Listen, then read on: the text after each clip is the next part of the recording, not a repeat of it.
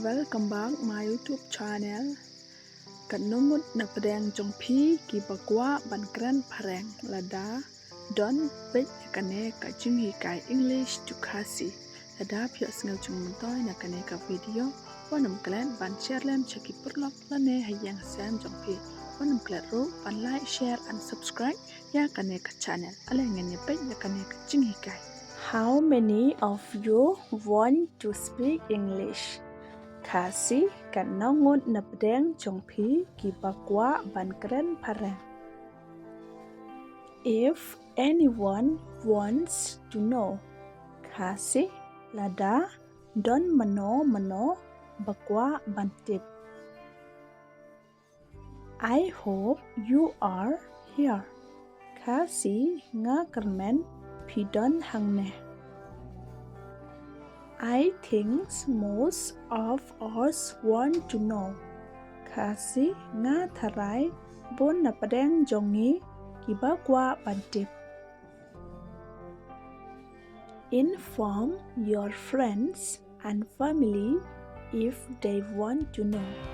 Kasi sa pantip kaya ki parlok jongpi bat ki bahayang hasem jongpi pada ki kwa bantip. I'm willing to help you. Kasi nga kloy ban yarap yapi. What you have, share it to your friends. Kasi ka ay kabapi don samlem shaki parlak jongpi. You don't know how helpful you are. Kasi pimtip no kalong kaching yaram jongpi. This is not the first time for me. Kasi kane kamday kasin banangkong yanga. Where are you going today? Kasi shano pinlet manta kasngi. I'm going to walk. Kasi ngan letre. Where do you walk? Kasi shano pitre. I work in an office. Kasi ngatre ha office. I thought you are free today. Kasi nga dangmot pi lightboard manta kasngi. You need help. Kasi hidan kam jing yarap. Yes, I need help you.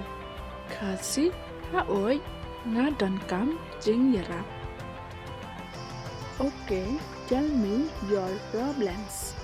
Kasi toyatu yanga ya kaching jongpi.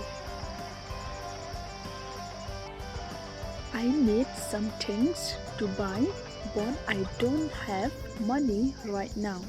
Can you please give me? Kasi nga don kam bantet ay tang ba ngam don pisa menta long ba pin ay yanga. Yes, why not? How much? Kasi haoy balay omlong kan no. 500 is okay. Kasi sans pa ka la biang. Yes, I will give. It's tomorrow. Kasi haoy ngan sa ay yapi la shay. It's okay.